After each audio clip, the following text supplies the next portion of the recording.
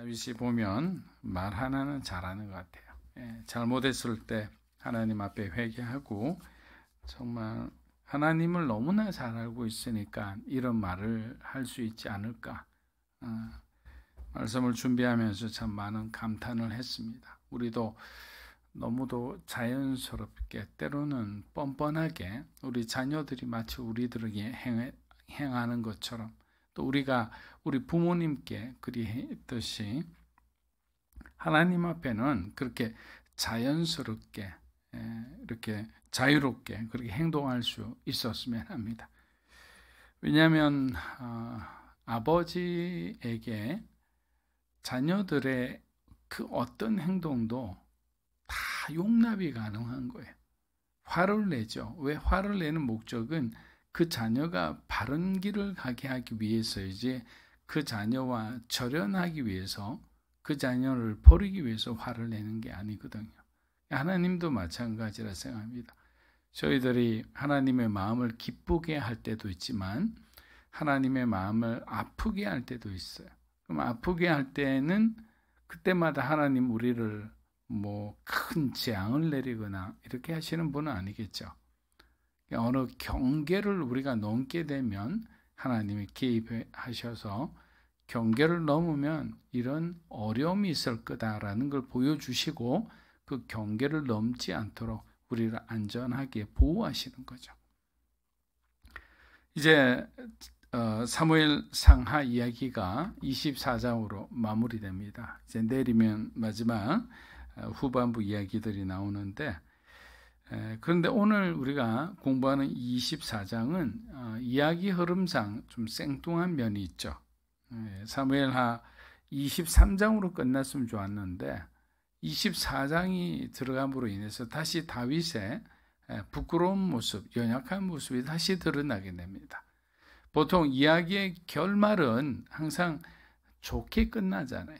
보통 해피엔딩이란 말을 하잖아요. 그런데 사무엘하, 그것도 하나님이 가장 사랑하는 다윗의 이야기를 해피엔딩이 아니라 하나의 교훈으로 남겨둔 것은 하나님은 무엇인가 특별한 뜻이 있다라고 우리가 받아들여야 할 것이라 생각합니다.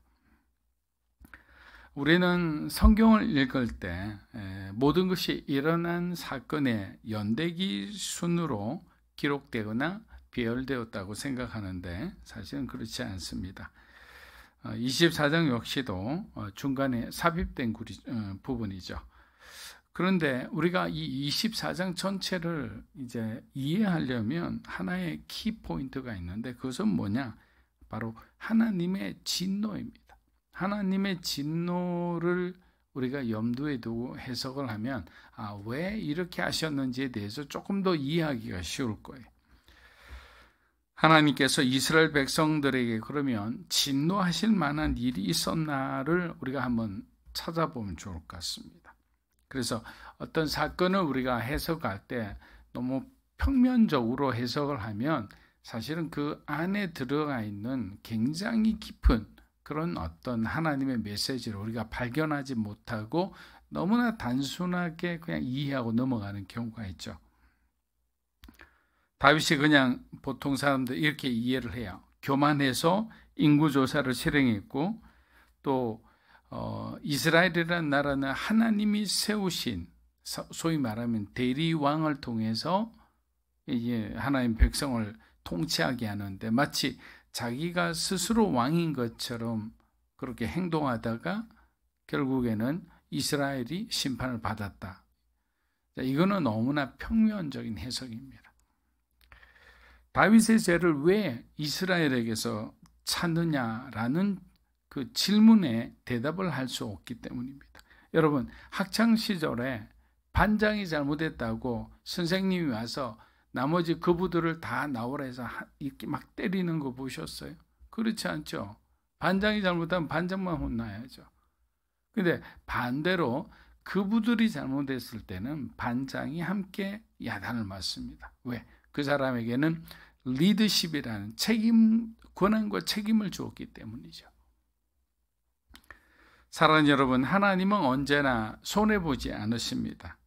사랑하는 다윗도 정신 차리게 하고 또 왕위에 오를 솔로몬과 주변에 있는 그 리더십들이 함께 경각심을 가질 수 있도록 하나님은 이 사건을 허락하신 거죠. 여러분, 그리고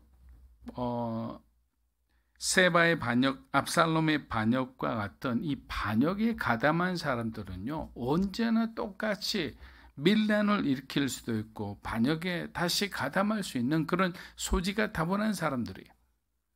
또 하나님의 권위에 대해서 그들이 다시 반기를 들고 이런 거는 하나님 반드시 심판을 하시죠.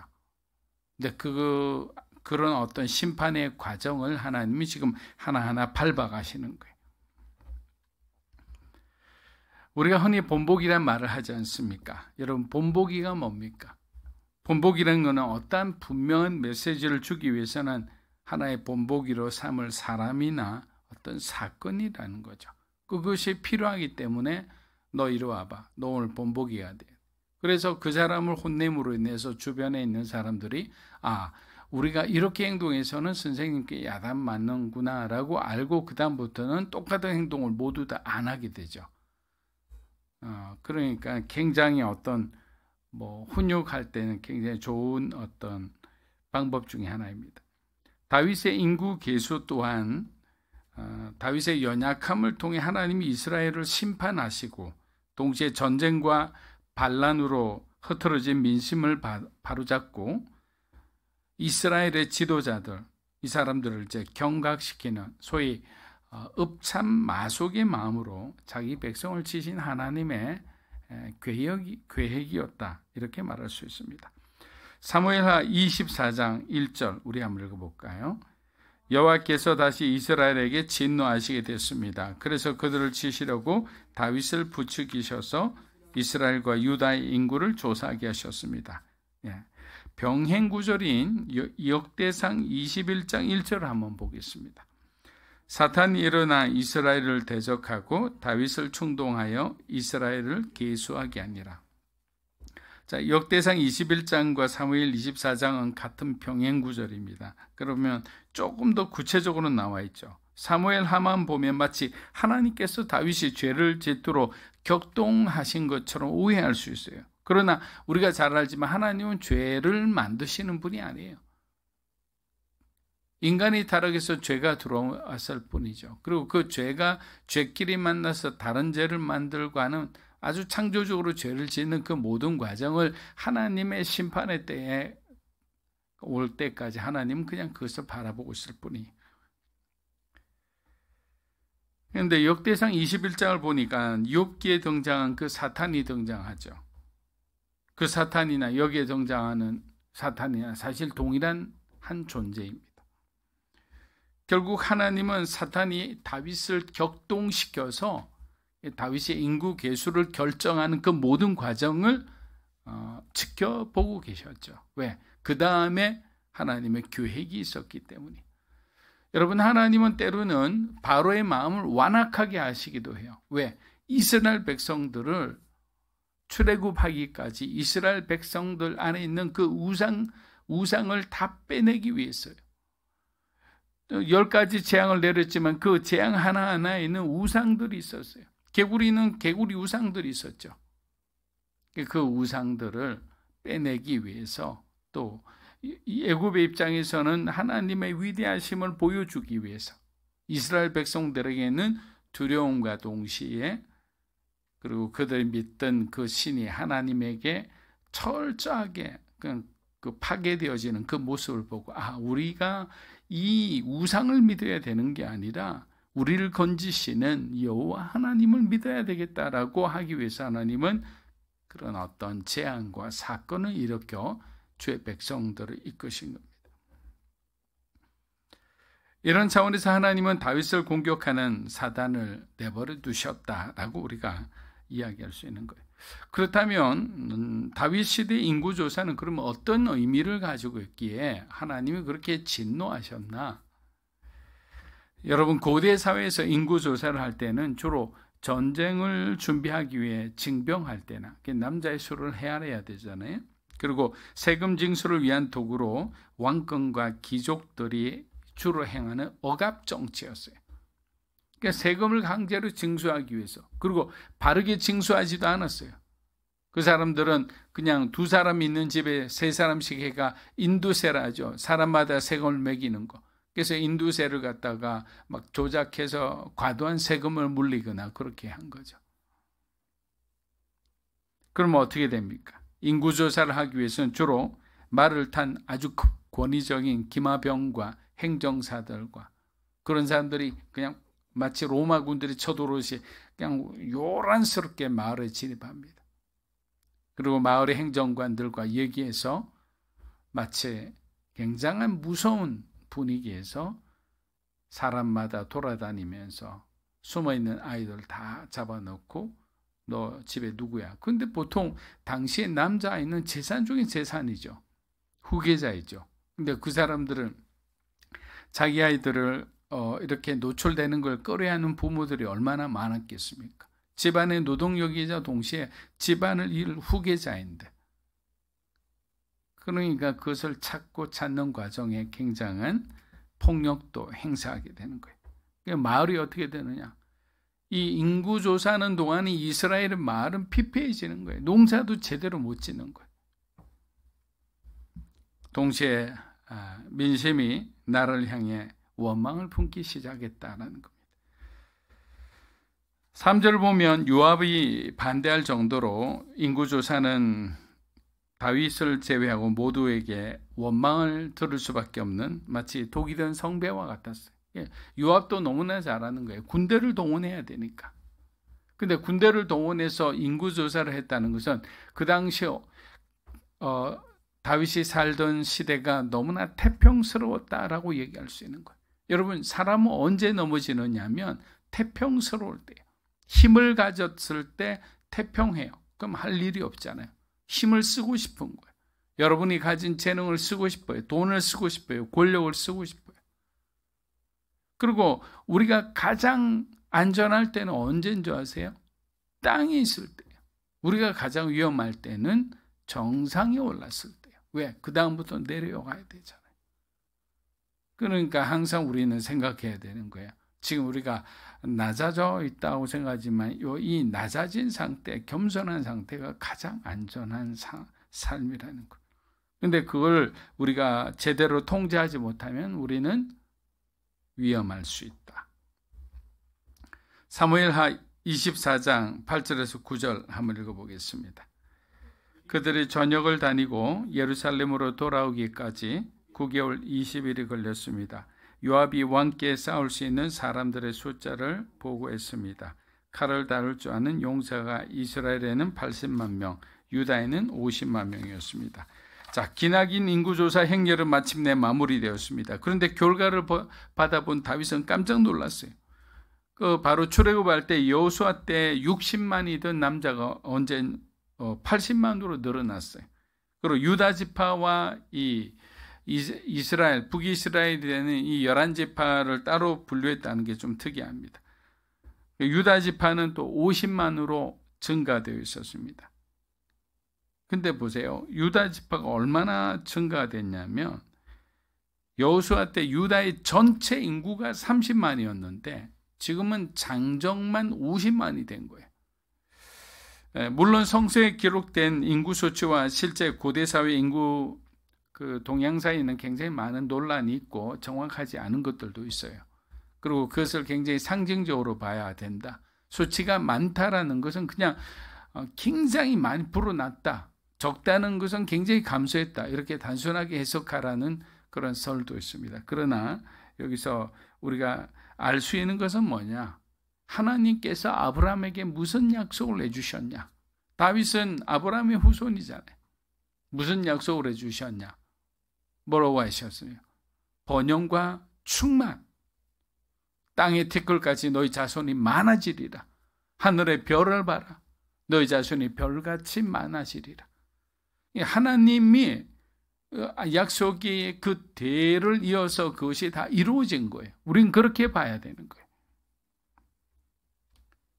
그리고 하나님은 이 모든 것을 올바로 세우기 위해서 바르지 못한 사람들, 그리고 앞으로 제2의 솔로몬의 시대에 이렇게 어려움을 줄 만한 그런 모든 범죄에 가담한 사람들을 이번에 심판을 통해서 하나님은 그들을 제거하시는 거예요. 사무엘하 24장 10절입니다. 다윗은 인구 조사를 한 후에 자책감에 시달렸습니다. 그래서 그는 여호와께 기도했습니다. 제가 이런 짓을 하다니 죽을 죄를 지었습니다. 여호와여, 이제 제가 간구하오니 주의 종의 죄를 용서해 주십시오.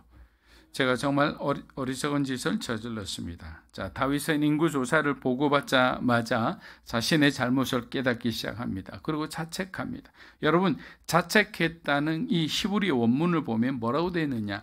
다윗이 자기의 마음을 쳤다라는 거예요. 이 마음이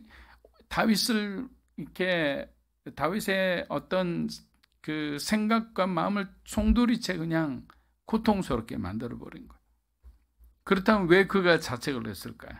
그는 자신의 인구조사를 한 것이 하나님의 권한을 침범했다, 경계를 넘어갔다, 선을 넘어갔다고 생각한 거예요. 제가 앞서 말씀드린 바로 그거예요. 우리가 어느 경계를 넘어간다, 선을 넘어가면 하나님 반드시 거기에 대해서 책임을 물으시죠. 그리고 책임을 물으신 다음에 우리가 깨닫고 회개하게 되면 하나님은 우리를 다시 회복시켜 주세요. 그렇게 여기서 나오는 다윗의 자책은 하나님을 누구보다 잘 아는 다윗의 두려움이라 할 수 있는 거예요. 하나님을 너무 잘 아니까. 이렇게 되면 하나님이 그냥 말씀하시는 거로 끝나지 않을 텐데 어떡하지 이렇게 되는 거예요. 자기가 정말 선을 넘어도 너무 넘었다는 걸 이제 비로소 깨달은 거죠. 사랑하는 여러분, 여기서 아주 중요한 포인트가 또 하나 나옵니다.